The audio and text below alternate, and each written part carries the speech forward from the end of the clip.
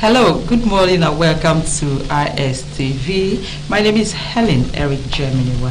Do you love and care about real estate and her peace? Let's build and take her to greater heights. This is a task we must accomplish. Before we continue, I want to remind you that you can watch our news on our social media handles, talking about Twitter at RSTV22 Port Harcourt Online and YouTube at RSTV Online. Rivers State Governor Siminalayi Fubara has explained that his support to the University of Port Harcourt to remain the best in the country will not distract him from ensuring that the state-owned universities are also competitive. Governor Fubara spoke shortly after he inspected the progress of work done at the convocation arena undertaken by the Rivers State government that is nearing completion. Tamno Barebe Blubo takes it from here. On his return from Abuja, the aircraft that Governor Fubara boarded landed at the NAV base in Port Harcourt, from where he set out on the inspection tour of the convocation arena of the University of Port Harcourt. About 2 months ago, the governor had visited to ascertain the progress of work done and got the commitment of the contractor to complete it so that it will be ready for commissioning during the first 100 days in office of the governor. Today, the completion stage is about 99%, and Governor Fubara is optimistic that it will be included among project lineup for the commissioning in September. Governor Fubara said the support to the University of Port Harcourt will strengthen its capacity to retain its ranking as the first university of choice in Nigeria. We were here about 2 months ago, and we did discuss with the contractor, and he assured us that this project will be delivered as part of our 100 days activity. So we're here again today to see the level of work that has been achieved. And from what we're seeing, I think 99% of the job is done. It's just the finishing. So I'm certain we're going to commission it in our 100 days in office. But there's something very important about this project.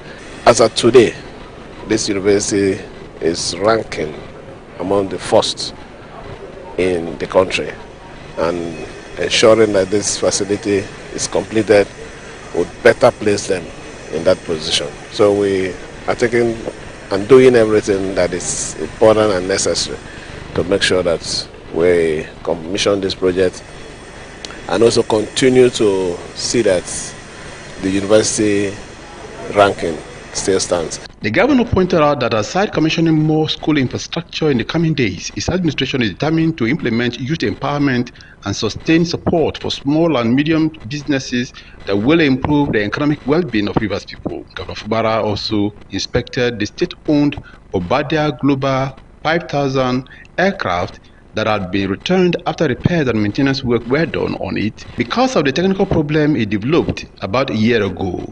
We have a lot of schools that will be commissioned. We have a lot of roads.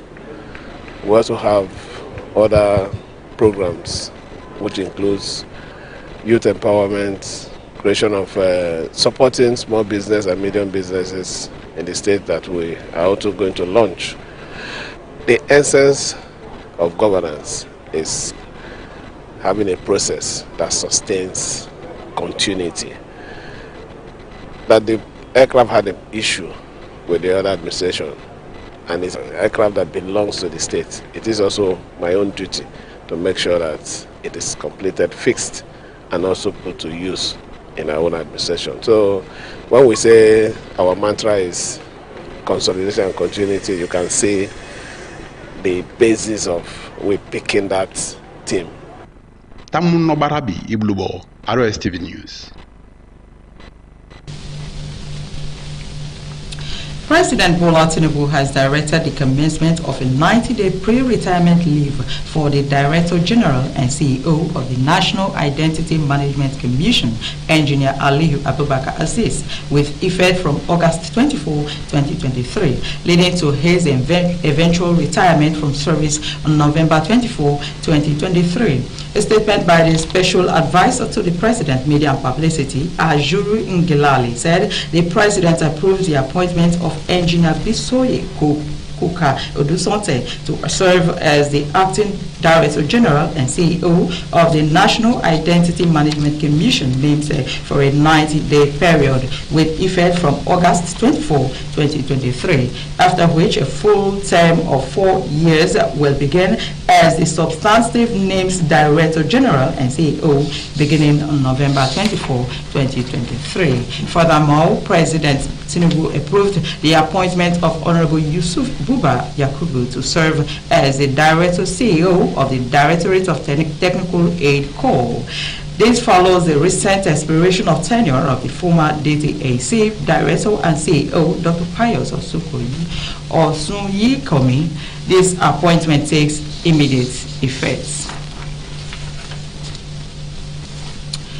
The UK National Crime Agency says former OPEC President Desiane Alison Madueke has been charged with bribery offences relating to her time as Nigeria's oil minister. The UK NCA said Alison Madueke, 63, has been on bail since first being arrested in London in October 2015 and will appear in court in the British capital on October 2nd. And the head of the NCA's International Corruption Unit, Andy Kelly, said in a statement that the suspects Desiane Alison Madueke abused her power in Nigeria and accepted financial rewards for awarding multi-million-pound contracts. At the time of her arrest, the NCA said only it had detained 5 people in London on suspicion of international corruption without naming those held. Alison Madueke, in office from 2010 to 2015, was the first woman to be oil minister in Nigeria and the first female president of the global oil cartel, OPEC. And on the foreign scene, at least 2 children have reportedly been rescued from a cable car that has been stuck for several hours over a ravine in Pakistan's northwest near the city of Pattagram in the Khyber Pakhtunkhwa province early Tuesday morning. The car was making its 5th trip of the day by road. The journey from a village to the local school takes about 2 hours because of the mountainous terrain. Members of the military have made several attempts to reach the group of 8 who became stuck when a cable snapped early Tuesday morning. The group was heading to school when it happened, leaving them dangling 900 feet above the ground. Meanwhile, doctors are at the site to access those who have been pulled to safety. One of the children on board, a 16-year-old boy, has a heart condition and was unconscious for several hours. Local media reports that residents who spotted the stranded car used loudspeakers to alert officials. It then took at least 4 hours for the first rescue helicopter to arrive. Do you love and care about River State and her peace? Let's build and take her to greater heights. This is a task we must accomplish as usual. I'm not working alone. I have Emeka Wunzi, cadet, one more from the engineering end, and then we have Dick Saru and Donobari Grigri.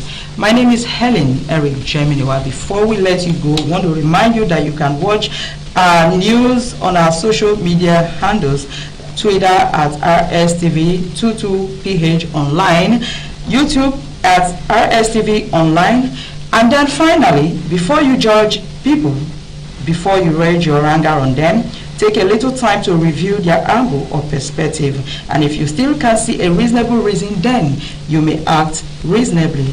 Have a wonderful day. My name is Helen Eric Jamiwa.